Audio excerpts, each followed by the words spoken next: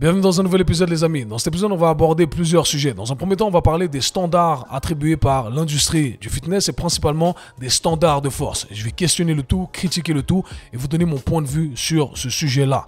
Dans ce deuxième temps on va parler performance. On va parler de l'importance du travail d'accélération. Je vais vous donner mes exercices et drills favoris à faire sur le terrain et également en salle de sport. Donc vous allez voir plein d'informations ici. Ça n'aura plus aucun secret pour vous. Et finalement on va parler des édulcorants artificiels. Il y a beaucoup de polémiques autour de ça. Récemment, l'OMS a annoncé que c'était cancérigène et on a vu ça publié partout. Ça fait un mois maintenant. Et du coup, je vais vous donner mon point de vue, encore une fois, sur le sujet et expliquer la situation vu que je consomme des boissons avec des édulcorants artificiels. Donc, commençons directement par le premier sujet. Mais avant tout, pour ceux qui vont regarder le tout en format vidéo, vous voyez que le décor est différent. C'est tout simplement parce que je ne suis pas à mon bureau, je ne suis pas chez moi, je suis à Los Angeles à l'heure actuelle. Et c'est d'ailleurs pourquoi j'en profite également pour placer mes excuses ici. Je n'arrive pas à suivre mon emploi du temps, mon agenda où je poste ce que je dois poster dans les temps régulièrement ou alors voilà, de manière hebdomadaire quant à mon podcast. Donc je tiens à m'excuser, je fais de mon mieux comme vous le voyez. C'est le système D ici, je tiens mon micro à la main mais on va faire en sorte que ça fonctionne. Donc voilà les amis, pardonnez-moi encore une fois, c'est la off-season, j'ai beaucoup de contrats, beaucoup de déplacements et c'est comme ça que ça fonctionne malheureusement ou heureusement. Mais cet épisode aura lieu. Donc commençons directement par le premier sujet. On va parler des standards de l'industrie du fitness. C'est un sujet qui me tient à cœur. Pourquoi? Parce que c'est un sujet que j'aborde depuis bientôt 10 ans. Bientôt 10 ans. Ça fait 10 ans que je suis dans l'industrie du fitness de manière professionnelle et engagée à 100%. Et bien entendu, plus longtemps du côté pratique et du côté études, etc. Mais en tant que professionnel qui travaille, qui en a fait une carrière depuis 10 ans maintenant. Et ça va faire plusieurs années que j'ai ces discussions avec mes clients, principalement la clientèle masculine, parce que je pense que ça nous touche plus. Les hommes, en général, on a un ego, on aime avoir des choses quantifiables et on aime se comparer. On aime se comparer aux autres en termes de performance principalement. Et donc, ce qui me pose problème souvent avec l'industrie du fitness, c'est qu'on a des gens qui viennent de nulle part, des experts, encore une fois, entre guillemets, j'aime pas trop ce terme dans l'industrie, mais qui nous disent, voilà, vous devriez être capable de faire X pour être considéré comme Y, Z, etc. Le terme, l'adjectif que vous voulez utiliser. Et souvent, ces mots-là, ces nombres qui sont donnés, ou les exercices qui sont donnés, etc., sont des exercices qui, selon moi, sont complètement arbitraires et qui ne donnent aucune indication pertinente. Et quand je pense à ça, eh bien, je pense principalement aux standards de force qu'on nous a donnés. Mais avant tout, j'aimerais faire un petit récapitulatif de comment ça fonctionne dans l'industrie du fitness et comprendre qu'il ne faut pas toujours suivre les standards qui sont donnés par cette industrie, donnés par votre fit influencer préféré. Surtout pas, de manière générale, quelqu'un qui vous donne des nombres bien précis à atteindre, eh bien, voilà, c'est que ça peut poser problème. Encore une fois, prenez ça avec des pincettes parce qu'on peut se fixer des standards personnels et je vais venir dans un instant. Votre coach peut fixer également des standards personnels, mais il faut savoir contextualiser à chaque fois les choses. Et le problème, encore une fois, c'est qu'on a du mal à contextualiser les choses dans l'industrie du fitness et on a du mal à les nuancer. D'où l'importance de ce podcast parce que ça a toujours été mon but premier d'apporter de la nuance et d'apprendre à contextualiser les choses. Ça ne veut pas dire que ce n'est pas bien, ça ne veut pas dire que c'est bien. On doit savoir tout simplement quand c'est bien, quand c'est pas bien, quand ça a du sens, quand ça n'a pas de sens, quand c'est pertinent et quand ça ne l'est pas. Donc, revenons-en à l'évolution de l'industrie du fitness de manière générale. Ce qu'il faut savoir, c'est que dans l'industrie du fitness, il y a toujours un sport, une modalité bien précise qui est dominante. Et cette modalité, ce sport, etc., qui prend le dessus, va évoluer dans le temps. Au tout début, on a eu l'arrivée du bodybuilding, avec l'époque de Arnold Schwarzenegger, etc., grande arrivée du bodybuilding, tout ce qui se faisait en préparation physique, eh bien, c'est tout ce qu'on connaissait autour du bodybuilding principalement. Okay? Et tout ce qui était partagé sur les réseaux, etc., ben, influencé bodybuilding. Plus tard, on a eu du travail d'athlètes de fond, etc. Donc, on a eu beaucoup de recommandations sur le travail cardiovasculaire, travail de fond, etc.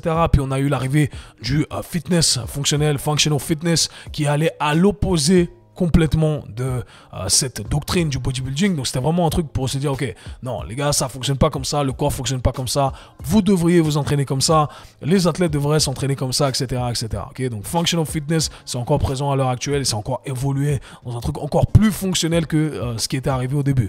Ensuite on a eu l'arrivée du powerlifting, de la force athlétique, et si je vais venir à donner un coup de gueule ici, c'est que les noms sont très mal placés ici. Je pense pas qu'on devrait appeler ça powerlifting, ok, parce qu'il n'y a pas l'aspect power ici. Je dirais que l'haltérophilie, ça devrait s'appeler plutôt powerlifting. Weightlifting, ça devrait s'appeler powerlifting. Enfin bref, en français, on appelle ça la force athlétique. Et encore une fois, ça reste à questionner. Encore une fois, c'est pas une critique sur le sport. C'est simplement le nom qu'on a attribué. Je pense que c'est pas vraiment représentatif du sport. Mais bref, le powerlifting a eu énormément d'influence dans l'industrie du fitness. Du coup, les powerlifters sont arrivés, ont influencé le tout, ont fixé leurs standards, leurs exercices, etc.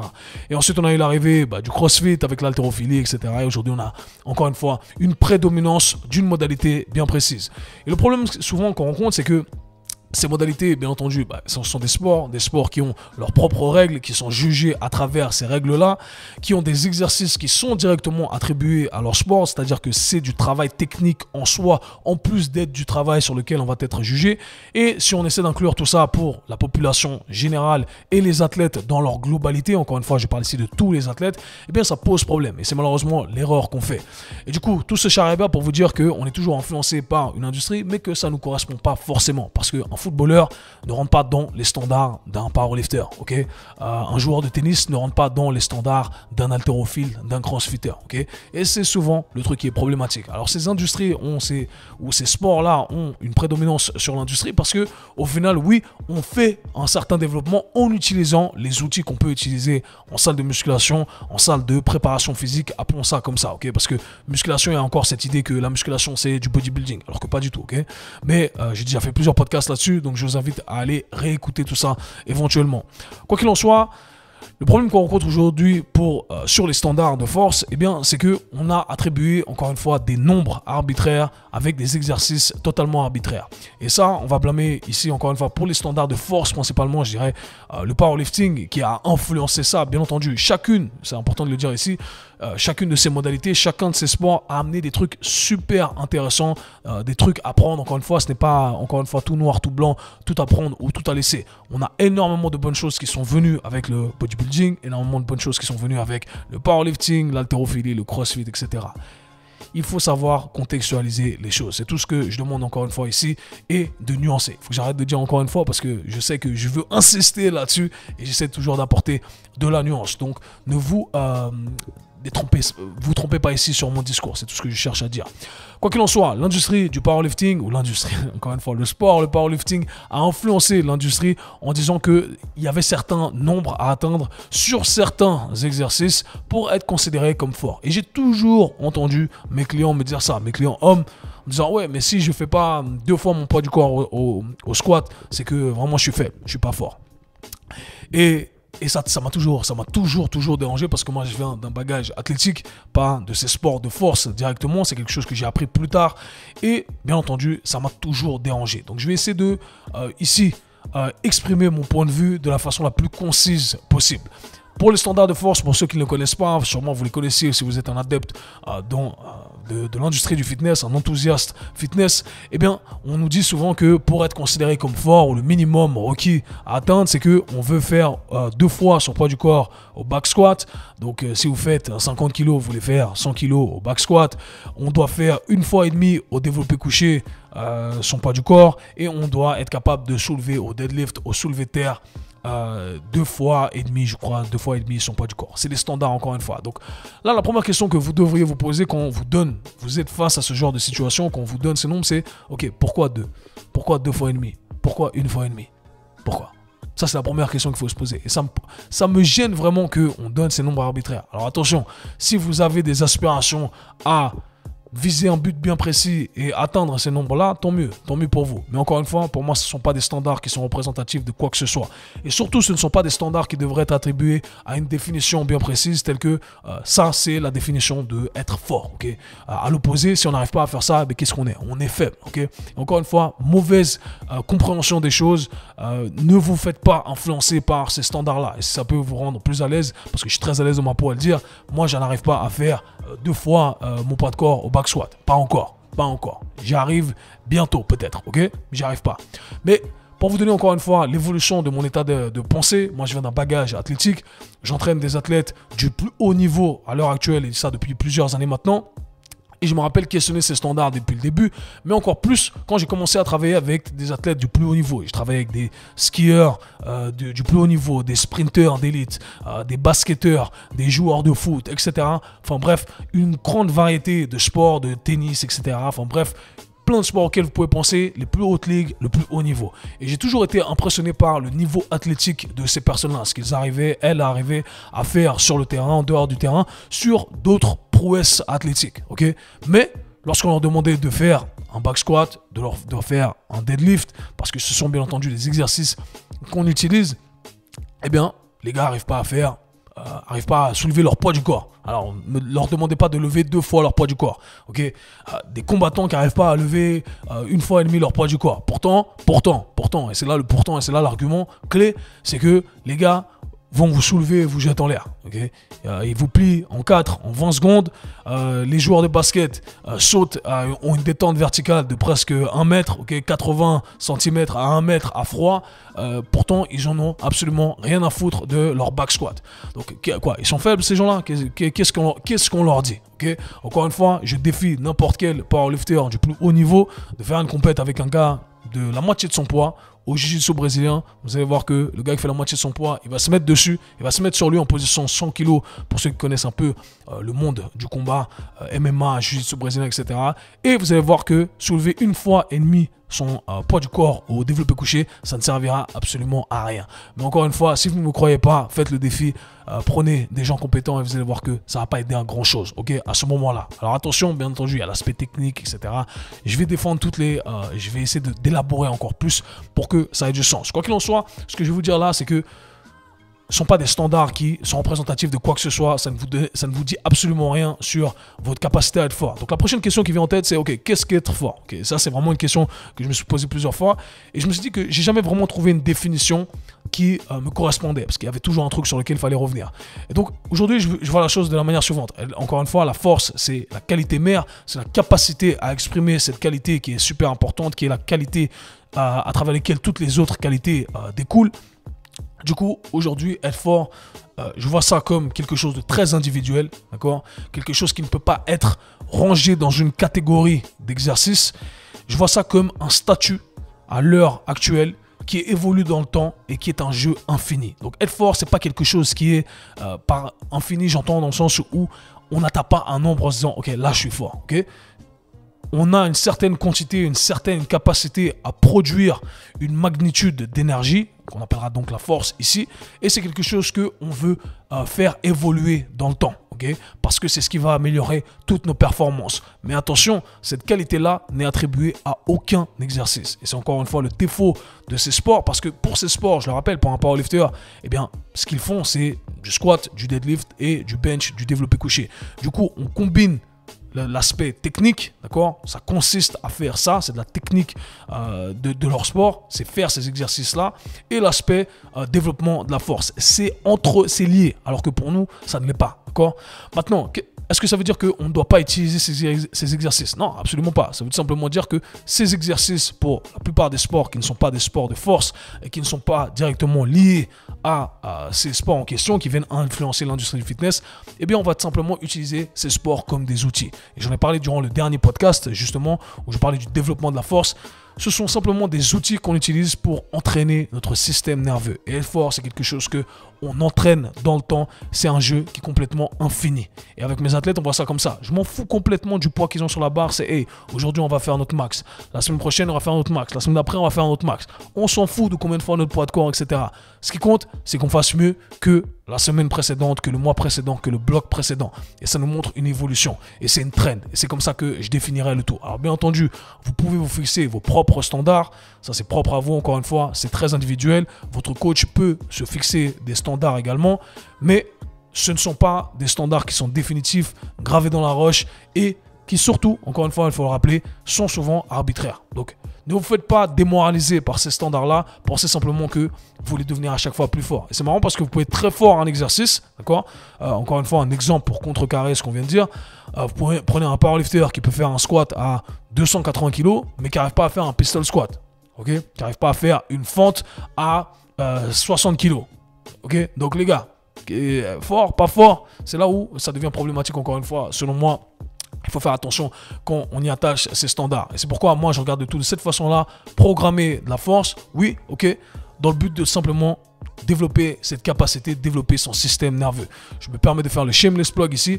J'ai sorti mon nouveau programme qui s'appelle Hybrid Strong, donc strong comme fort en anglais. Et donc l'idée c'est ça, c'est de développer cette capacité qui est la force à travers différentes méthodes qui me sont propres, que je vous présente dans ce programme-là. Croyez-moi, si vous le procurez, eh bien vous n'allez pas être déçu. Vous allez augmenter justement cette capacité à devenir plus fort avec les entraînements que je vous propose là.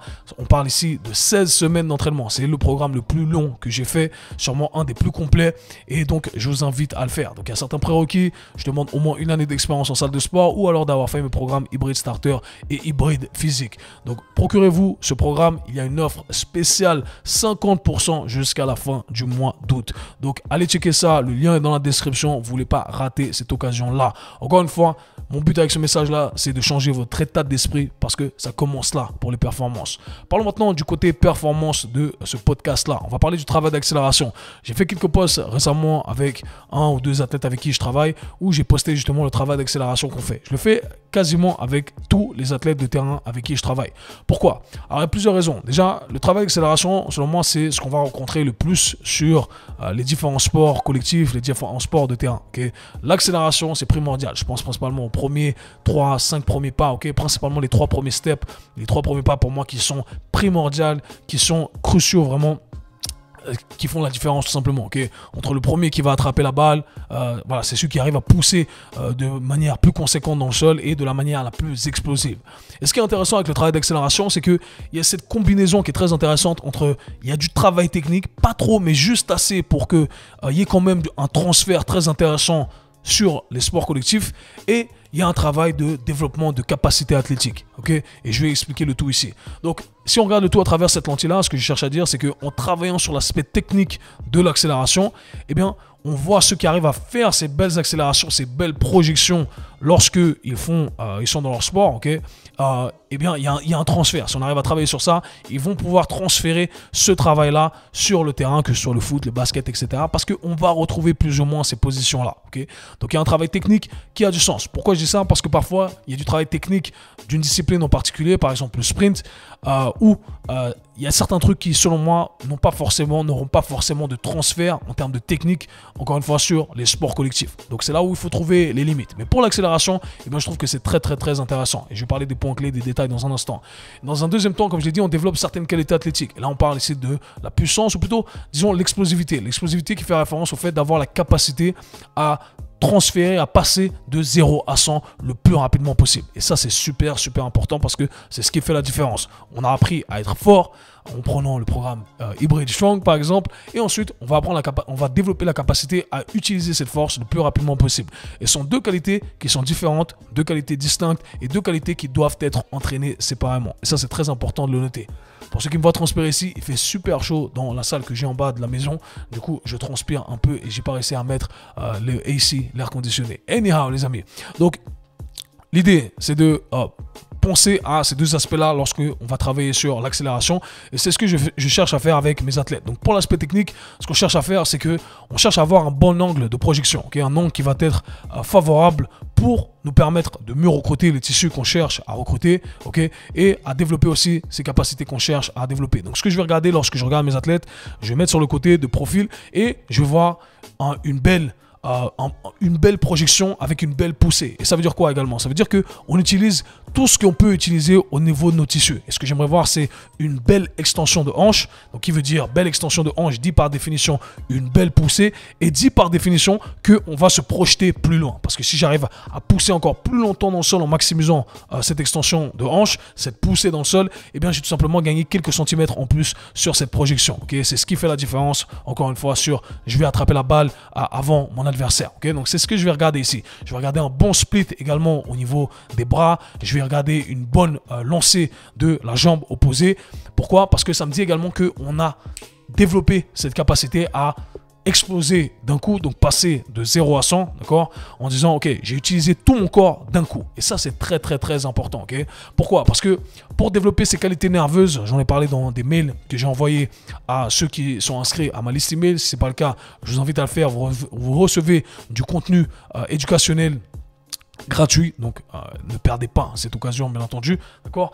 Et l'idée, c'est de voir, ok, j'ai utilisé tous les tissus de mon corps, un maximum de tissus de mon corps pour pouvoir me projeter vers l'avant. Ok, c'est ce que j'aimerais voir. Et donc, on n'a pas que les jambes, on a également les bras qui vont rentrer en jeu, on a toute la sangle abdominale. Tout doit être engagé au moment où, bam, on déclenche le bouton, on fait l'accélération. Ok, donc c'est vraiment ça l'idée ici.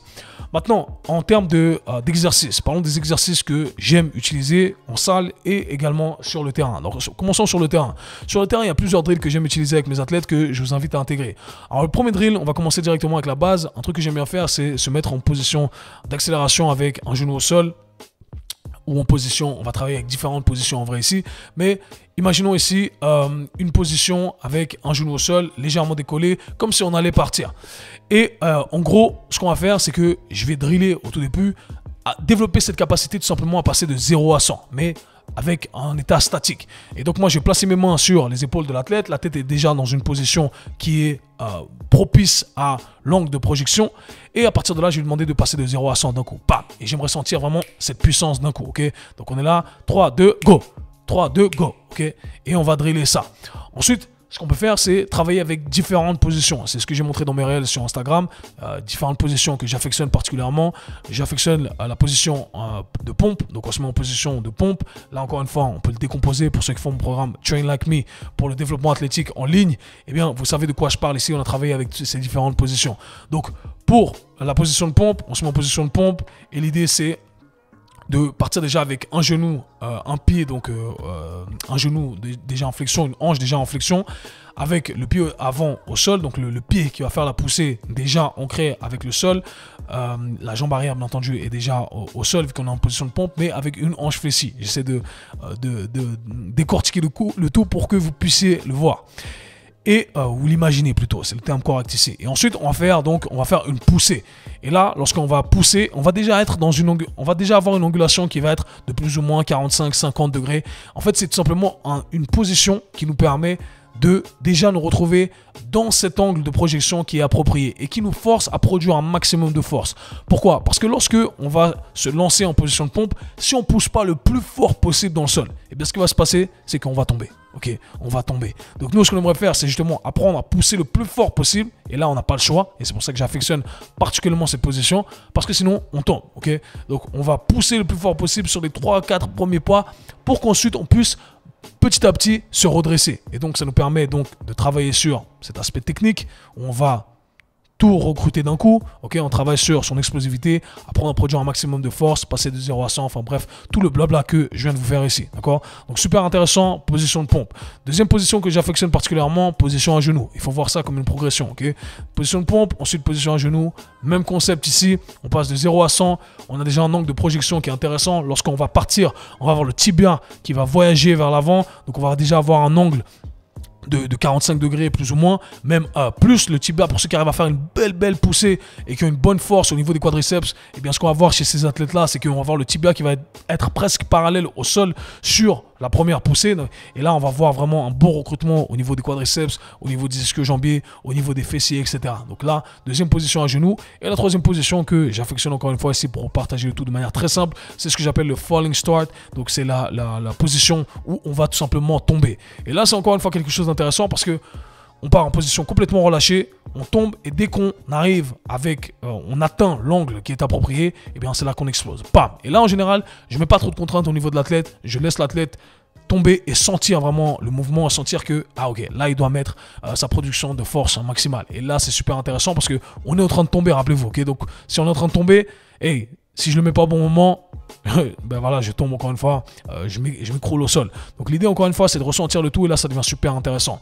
Donc voilà les trois positions que j'aime utiliser et les différents drills que j'aime utiliser sur le terrain. Maintenant en salle de sport, il y a différents exercices qui sont super intéressants, qui selon moi ont un bon transfert sur justement le travail d'accélération. Alors de manière générale, le travail de force. Le travail de force max, c'est ce qui va avoir un des meilleurs transferts au niveau de l'accélération. C'est vraiment pas purement, mais c'est un grand travail de force ici sur les 3 premiers pas. Plus on est fort, plus ça va être intéressant. On rajoute le côté explosivité, la capacité de passer de 0 à 100, et bien là on est un athlète à 100%. Maintenant, en salle de sport, si vous avez accès à un sled, à une luge, un chariot, je crois qu'on appelle ça comme ça en français, eh bien là, pour l'accélération, c'est super. J'ai fait une vidéo sur YouTube. Allez checker la vidéo. Comment utiliser un sled proprement. Parce qu'il y a malheureusement beaucoup de gens qui négligent la technique sur le sled. Donc, vous utilisez le chariot proprement. Croyez-moi, il y a beaucoup d'avantages, beaucoup de transferts sur le travail d'accélération. Finalement, si je venais à donner encore un exercice qui est super intéressant selon moi, ce serait la fente arrière. Donc, un reverse lunge avec le pied avant élevé. On rajoute quelques centimètres, 10 centimètres élevé. Pied arrière, on fait la fente arrière, mais attention, on veut rajouter une dominance au niveau des quadriceps. Donc ce qu'on veut faire, c'est que on va faire un pas vers l'arrière, mais en se laissant tomber vers l'arrière, le buste va se pencher vers l'avant. Donc on a ici un mouvement de levier au niveau des hanches. Et on a également le genou qui va voyager loin vers l'avant comme s'il voulait dépasser ses orteils. Versus faire une fente vers l'arrière où il y a tout le poids qui va se retrouver sur la jambe arrière. Et on a le tibia qui est complètement vertical au niveau de la jambe avant. On ne veut pas voir ça. On veut voir un tibia justement qui voyage vers l'avant, d'accord, au maximum. Et on va sentir vraiment ses quadriceps en fin de l'amplitude de mouvement avec ses ischio-jambiers et ses fessiers. Et c'est plus représentatif de ce qu'on va retrouver justement sur le travail d'accélération versus le travail à haute vitesse où là on aura beaucoup d'ischio-jambiers et beaucoup moins de quadriceps, etc., etc. Donc voilà comment on peut intégrer ces différents exercices, comment vous pouvez les programmer au sein de votre programmation globale, de votre planification globale pour que ça ait du sens. Il y a plein d'autres exercices encore une fois, mais selon moi, je vous ai donné les deux meilleurs ici et les meilleurs drills qui vous donnent le meilleur retour sur investissement. Parlons maintenant du dernier sujet. Je tiens à dire que dans les prochains programmes, c'est une suite logique de mes programmes hybrides. Il y aura la suite des programmes avec le côté athlétique complet. L'idée, c'est vraiment de commencer par où il faut commencer, étape par étape, et ensuite on arrive à mélanger ces différentes qualités et les développer simultanément. Mais au début, il faut avoir un focus bien précis. Voilà pourquoi on a le programme hybride strong. Je le répète, profitez de l'offre jusqu'au 31 août, 50%. On a les autres programmes hybride starter, physique, etc. Donc je vous invite à aller checker tout ça encore une fois. C'est le meilleur investissement que vous puissiez faire à l'heure actuelle. Et finalement, on va parler du dernier sujet. On va parler nutrition ici. On va parler des édulcorants artificiels. Alors récemment, on parle de ça il y a un mois. Il y a un mois, l'OMS, l'Organisation mondiale de la santé, a annoncé que les édulcorants artificiels, en anglais on appelle ça artificial sweeteners, donc les sucres en gros qui ne sont pas des sucres, d'accord, qui ramènent ce goût sucré comme stevia, etc. Eh bien, étaient cancérigènes, ok, étaient cancérigènes et c'est apparu partout sur les réseaux sociaux. On a eu plein d'influenceurs qui ont dit, vous voyez, je vous avais dit que ça c'était pas bien, etc. Et peut-être que vous m'avez déjà entendu dire que je consomme du Coca Zéro et que éventuellement pour une perte de poids, c'est intéressant de consommer ces édulcorants artificiels, ces sucres qui vous donnent ce goût sucré pour une perte de poids. Okay. Pourquoi? Parce qu'on a 0 calories dans ces boissons-là. On a 0 calories, du coup, ce qui veut dire qu'on arrive à tuer cette envie d'avoir ce truc sucré sans pour autant rajouter des calories à notre consommation. Du coup, c'est super intéressant d'un point de vue adhérence, parce que c'est le point clé vraiment à retenir, peu importe ce qu'on fait, et bien voilà, pour la perte de poids de manière générale. Et ça, c'est pas que moi qui le dis, bien entendu, j'ai fait plusieurs transformations physiques dans ma vie, sur moi-même et sur des dizaines et des dizaines de clients avec ma compagnie, on en a fait beaucoup. Du coup, il y a également les études scientifiques qui viennent prouver tout ça. C'est pas quelque chose que je sors de mon chapeau. Okay, donc aujourd'hui, l'information est claire, ça aide énormément pour la perte de poids et il n'y a pas de, comment dire ça, il y a des doutes quant aux effets négatifs de ces édulcorants artificiels, etc. Alors, les doutes qu'on va avoir, les critiques vont tourner principalement autour du microbiote. Donc, on parle ici de votre santé, de la santé de votre flore intestinale, etc. Et encore une fois, il y a des doutes là-dessus. C'est très ambigu, on ne sait pas trop. Mais encore une fois, si on est en bonne santé, si on fait les choses bien, et ça, c'est mon discours à chaque fois, que 90%, 95% de ce qu'on fait, c'est correct. Et on s'est compris ici, pas besoin de rentrer dans les détails. On mange nos fruits, nos légumes, notre viande, notre poisson, peu importe le type d'alimentation qu'on aime manger avec des trucs frais, de saison, etc. On s'entraîne, on a un mode de vie qui est sain. C'est ok. C'est ok d'avoir ce 5%. Je pense que c'est pas ça qui va nous tuer. Ou du moins, c'est ma philosophie des choses et ma compréhension des choses également. Maintenant, l'aspartame qui est un des éléments qu'on retrouve justement dans ces édulcorants, a été justement catégorisé comme étant cancérigène par l'OMS. Maintenant, si on va rechercher un peu plus là-dessus, j'ai pas fait la recherche à 100%, j'ai commencé à rechercher un peu sur le site de l'OMS, j'ai vu quelques études scientifiques, j'ai écouté ce que certaines personnes disaient, et j'ai pas tout fact-check ici, donc ceux qui veulent continuer à fact-check, je vous invite à le faire. Quoi qu'il en soit, ce qu'il faut retenir, c'est qu'il y a plusieurs critiques à faire là-dessus. La première critique à faire, si on regarde, on s'attarde sur l'OMS, eh bien, c'est qu'ils catégorisent, ici, les éléments cancérigènes ont 3 catégories, si je ne me trompe pas ici, je me rappelle de tout. On a 3 catégories. La troisième catégorie étant la catégorie où on sait que, voilà, on se dit que ça, c'est pas cancérigène du tout. Okay, donc là, ils vont lister plusieurs éléments. Je vous invite à les regarder sur le site de l'OMS. Ça, c'est pas cancérigène du tout. Allez-y, les gars, consommez, faites ce que vous voulez. Ensuite, il y a la catégorie numéro 2. Et la catégorie numéro 2 est divisée en 2 catégories. Okay, donc, on a 2 sous-catégories. Je crois qu'ils appellent ça 2A ou 2.1 et 2B et 2.2. Ou 2.2. Et du coup, la 2A, c'est la catégorie qu'ils appellent peut-être cancérigène. Okay, donc peut-être on sait, peut-être on sait pas. Okay, et c'est dans cette catégorie-là qu'on va retrouver l'aspartame, donc de ces édulcorants artificiels qu'on va retrouver dans le Coca Zéro, etc. etc. Okay, et on a la catégorie 2B, qui est la catégorie qu'ils ont appelée particulièrement, je crois, cancérigène. Donc là, on a un peu plus une certitude quant aux effets cancérigènes de ces différents produits, okay, ou de ces différents éléments chimiques.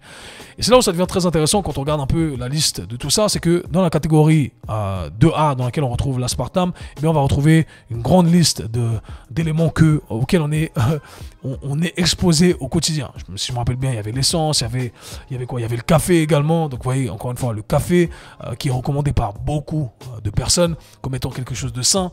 Et dans la catégorie 2B, donc qui est une catégorie où on a quelque chose de encore plus cancérigène, et bien là on retrouvait des éléments comme de la viande rouge, okay, donc de la viande rouge grillée à une certaine température.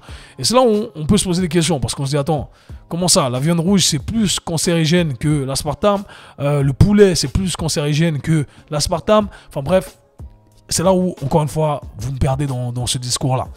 Et l'élément en plus de ça, et c'est là où je vous invite à fact-check, c'est qu'il y a une certaine quantité d'aspartame qui peut être catégorisée comme cancérigène. Et cette quantité-là, eh bien, c'est une quantité qui est complètement ridicule par rapport à ce qu'une personne normale pourrait consommer. Okay, encore une fois, il y en a qui vont dans l'exagération, mais si je me rappelle bien comme ça de tête, il y en a qui illustraient un peu tout ça, mais c'était l'équivalent de boire genre 15 canettes de Coca Zéro par jour. Et là, ça devient dangereux. Là, ça devient cancérigène. Là, on dépasse les doses requises, justement. Une fois qu'on a bu plus de 15 canettes de Coca Zéro, c'est là où ça devient dangereux. Et c'est là où on se dit, ok les gars, okay, si tu bois une canette de Coca Zéro, allez, 2 canettes de Coca Zéro par jour, ou ici et là, je pense pas que ça soit l'élément qui va te tuer. Maintenant, chacun est libre de faire ce qu'il veut. Je vous invite encore une fois à fact-check, mais il y a eu beaucoup de propagande autour de cet aspartame et des Coca Zéro, etc., etc. Alors qu'au final, lorsque on va chercher un peu plus loin, c'est souvent des titres putaclic, c'est des trucs pour attirer l'attention. Et malheureusement, eh bien, vous voyez que c'est pas vraiment représentatif de la réalité de la plupart des gens. Donc si ça peut vous aider dans une perte de poids, ce qu'il faut retenir, c'est que dans une perte de poids, dans un système d'adhérence que vous avez mis en place, eh bien au final, c'est ça, ce système vous amène à un mode de vie plus sain et à être en meilleure santé, eh bien ça ne peut que vous aider selon moi, et c'est pour ça que j'en consomme personnellement et que certains de mes clients en consomment également en gardant tout ça en tête. Donc j'espère que cet épisode pourra vous aider à y voir plus clair sur les différents sujets qu'on a abordés. Je répète encore une fois, si vous voulez poser des questions plus précises, il y a un lien dans la description, vous posez vos questions sans limite de caractère. Je vous invite à soutenir le Kesu Show Podcast en vous abonnant sur toutes les plateformes, lâchez un commentaire en 5 étoiles sur l'application Apple Podcast, et pour tous les programmes et en incluant le programme du mois, cliquez dans la description, il y a toutes les informations. Dans tous les cas, nous on se voit /parle très bientôt. Peace.